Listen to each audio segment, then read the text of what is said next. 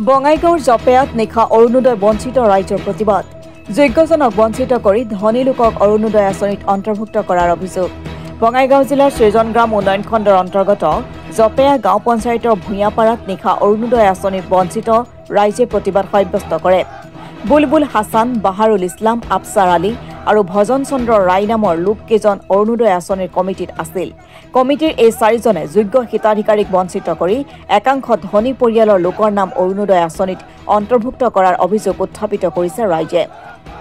একাংশ দুখীয়া পৰিয়ালৰ পৰা ৫,০০০ কৈ টকা লৈ এই চাৰিজনে সেই দুখীয়া লোকসকলক বঞ্চিত কৰাৰো অভিযোগ উত্থাপিত হৈছে নিশা অৰুণোদয় কমিটিৰ বিৰুদ্ধে ওলাই আহে বঞ্চিত ৰাইজ বঞ্চিত হিতাধিকাৰীয়ে কমিটিৰ চাৰিজনৰ বিৰুদ্ধে বিভিন্ন শ্লোগান দি প্ৰতিবাদ সাব্যস্ত কৰে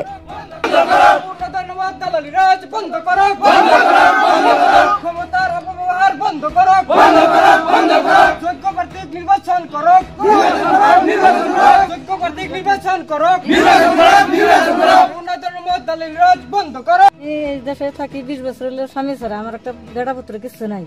এই অরুণাদর জন্য ভজনে বাহারুলে টেহা দিছি 5,000 আমার কামরা মানে করে দিবার নিকে চাইলো টেহা হাতে দেই নাই দেখা আমার কামরা করে দিব না আমার ঘুরে দিছে কর্জ হিসেবে নিয়ে তাহলে আমি কি করে খাই না খাই এর জন্য আবেদন করছি যে আমার অরুণোদয় দেওয়ার জন্য আমি সবার কাছে বিচার চাইছি স্বামী নাই মানে আমার বিয়ে বসি নাই মেয়ে একটা নিয়ে একদিন কেটে নিলাম আমার কোনো অরুণোদয় কোনো নাম টাম নাই কত দেয় চাইছেন আসলে 10,000 এখানে 5,000 কথা কইছিলাম পরে সুদের কথা আবিজুরি কয়ে ঘুরে দিয়ে আমার কামটা করে দেয় নাই চাইছি পরে আমার ঘুরে দিয়ে কেরানি চলতে এটা ভজন আর বাহাদুর আমি আবেদন চাইতেছি যে আমার কামটা জানি হয় আর এদের জন্য জানি বিচারটা সুক্ষমত করে আর অরুণোদয় বাহারুল কেটে দিল আমি এত মতন কাগজপত্র আমার নিলাম আমি বললাম গেদা আমার নাম জান কারণ আমি দুঃখিত মানুষ ঘুরা মানুষ নাই স্বামী নাই ছোট একটা বেড়া আমি করে খাইতেছি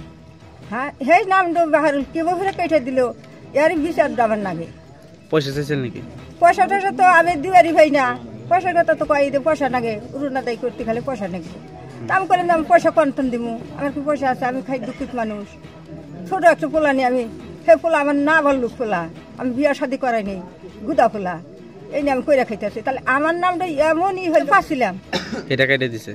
বাহারুল কেটে দিল আমি এত মতন পেলাম গিয়ে আমার কাগজপত্র নিস না কয় না তোমার নাম আমি দিব না কাটবো না তোমার নাম থাকবে আজকে দেখি তার নাম নেই হ্যাঁ আমার নিশে আমার নামই নেই তাহলে এই চালাহিটা কি হবে হলো এর বিচার নাগে অরুণোদয়ের কাগজপত্র জমা দিয়েছিলাম কয় টাকা নাকবো কয় 1,000 আমি আবার কিছু 1,000 টাকা নাকবো কয় 5,000 টাকা নাকবো আমি আবার কাগজপত্র ফটো করে আনছি আনলে কয় কি আঙ্গ বাড়তে যাইন আনে স্বামীকে নিয়ে তারপরে বাড়তে গেছি যাই কয় 5,000 টাকা দেন তারপরে 5,000 টাকা নিচ্ছে নিয়ে হালি কাগজপত্র হাতে নিয়ে রাখছে রেখে হালি কথা তারপরে হেন নাম আর অরুণোদয়ের নাম করে দেন আঙ্গ কেরা নিছে টাকাটা বাহারুল আর আফসার ভুইয়া কত টাকা নিছে কয়জনের নাম দেওয়ার জন্য 5,000 নিছে দুইজনের নাম আমার হরির নাম আর আমার নাম তার নাম আইছে আপনাকে আইসে নাই এখন কি করবেন সরকারে কি করবেন আমি সরকারি কোনো আঙ্গুর নাম আইসে নাই এখন ওই যে আফসার ভুইয়া টেহা নিছে আর ওই যে বাহারুল টেহা নিছে আঙ্গুর নাম এলো নাকে বিচার নাকি নাকি হ্যাঁ বিচার নাকি আঙ্গুর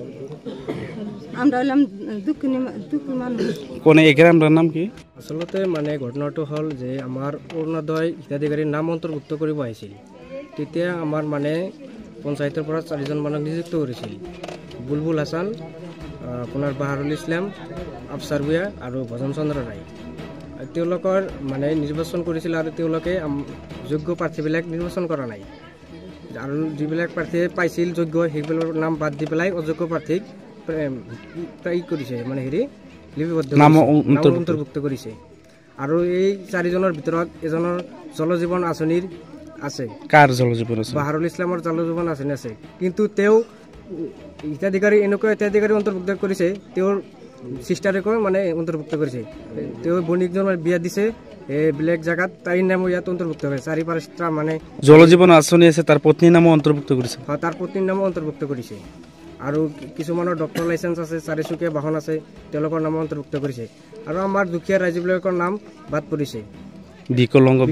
বিধৱা এইবিলাকৰ নাম বাদ পৰিছে দুজনৰ নাম আছে যদিও বেছিভাগ বাদেই পৰিছে মানে গোটেই খণ্ডখনতে দুজনৰ নাম আছে 2-3জন মানৰ নাম আছে আৰু গোটেইবিলাক বাদ পৰিছে। আচলতে ধনৰ লেনদেন তেনেকুৱা হৈছে নেকি? আমি শুনা মতে ধনৰ লেনদেন হৈছে। এতিয়া কি ক'ব চৰকাৰক কি আহ্বান জনাব? চৰকাৰক এটাই আহ্বান, চৰকাৰে যাতে ন্যায় বিচাৰি আমাক উচিত তদন্ত কৰি ন্যায় দিয়ে আৰু প্ৰাপ্ত হিতাধিকাৰীক অন্তৰ্ভুক্ত কৰে। এইটো হৈছে আমি যিখন প্ৰথমে লিষ্টখন দিছিলে সেই লিষ্টখন আমি বনাই ছেক্ৰেটাৰীৰ ওচৰত দিছিলোঁ, ভেৰিফাই কৰি দিলোঁ, কিন্তু সেই লিষ্টখন ওলোটাই আমাৰ গাঁৱৰ দুখীয়া মানুহবিলাকৰ নাম কাটি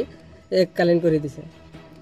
কোনে কাটি দিলে? সেইবিলাক আৰু বাকী এজেণ্ট আছে, 4জন এজেণ্ট দিছিলে, 4জনৰ পৰা বাকী 3জনে কৰিছে। কি নাম আছিল সেইখন? বাকী 3জন বাহাৰুল ইছলাম, আফছাৰ আলী ভূঞা আৰু ভজন চন্দ্ৰ ৰায়। কিবা পইচা লৈছিলে নেকি আপোনালোকে? পইচাৰ খবৰটো মই সিমান শুনা নাছিলোঁ। এতিয়া কি ছেক্ৰেটাৰী কিবা টকা দিছে সেইটো শুনিছোঁ, কিন্তু আচলতে যোগ্য এতিয়া লিষ্টটো ওলাইছে, আচলতে যোগ্য প্ৰাৰ্থীবোৰে পাইছে লিষ্টখন পোৱা নাই। এইটো যোগ্য প্ৰাৰ্থীৰ লিষ্টখন পোৱা নাই, তাৰমানে আমি যিটো দিছিলে সেইটো যোগ্য আছিল, কিন্তু বেলেগকৈ যিটো লিষ্ট বনাইছে তেওঁলোকে সেইটো আমি দিয়া লিষ্ট নহয়। সেইবোৰ যোগ্য প্ৰাৰ্থী সোমাইছে না অযোগ্য প্ৰাৰ্থী? অযোগ্য প্ৰাৰ্থী সোমাইছে, যোগ্য সোমোৱা নাই। কিছুমানৰ পকা ঘৰ আছে, কিছুমানৰ 2 লাখৰ ওপৰত ইনকাম আছে, কিছুমানৰ 4চকীয়া বাহন আছে, কিছুমান এজেঞ্চি আছে লাইচেন্সৰ, কি কয় হেৰি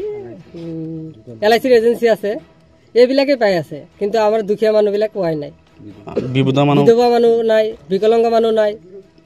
সেইবোৰৰ নামটো কোনে কাটিলে? সেইবোৰৰ নাম বাকী কেইজনে কাটিছে আৰু ছেক্ৰেটাৰী আন্ডাৰত গৈছে, যিহেতু ছেক্ৰেটাৰী। যেতিয়া আপোনালোকে ফৰ্মটো সাবমিট কৰিলে তেতিয়াতো আপোনালোকে সিগনেচাৰ কৰিছে 4জনে? আমি 4জনে সিগনেচাৰ কৰি ভেৰিফাই কৰি দিছো, কিন্তু সেই ফৰ্মখন তেওঁলোকে গুপ্ত কৰি দিছে। এতিয়া কি বিচাৰে চৰকাৰক কি আহ্বান কৰে? চৰকাৰৰ পৰা এটাই আহ্বান যে আমাৰ ন্যায় লাগে আৰু দুখীয়া মানুহখিনি পাব লাগে, যিখিনি প্ৰাপ্য সেইখিনি দিব লাগে। আচলতে খেলিমেলি হৈছে নেকি? খেলিমেলি হৈছে, খেলিমেলি নহ'লে কেনেকৈ হ'ব? খেলিমেলি হৈছে। মানিকপুৰৰ পৰা আব্দুল সুবাহান আলীৰ ৰিপৰ্ট, অসম টুডে।